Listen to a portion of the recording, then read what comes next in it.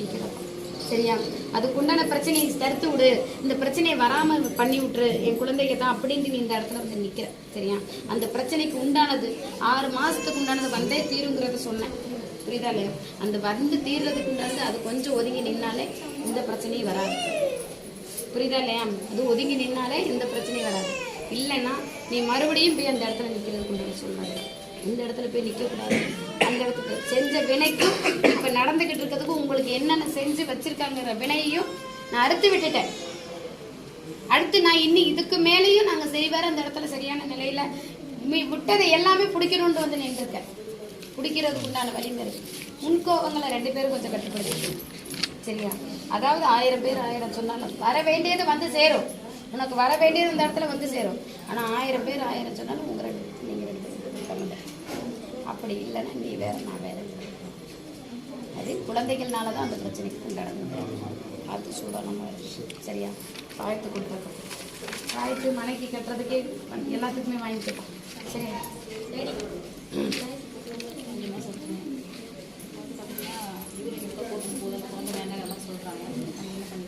புரியல தாய்.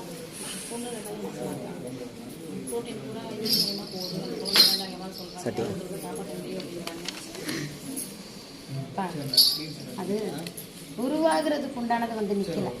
சரியா? வேற வெளியில வந்து இடம் மாறி இருக்கிற இடத்த வேற எந்த இடத்துல அது அமையணுமோ அந்த இடத்துல அமையல. இடம் மாறி நிக்கிறதுனாலதான் மாறி இல்லாம போகுது. ஏன்னா இடம் மாறி நிக்குதுங்கிறதே சொல்றாங்க. அந்த யூரின் போற பைக்குள்ளார நிக்குது.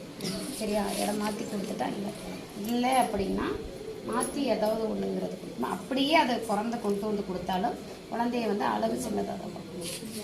குறைபாடாக தான் நிற்கும்.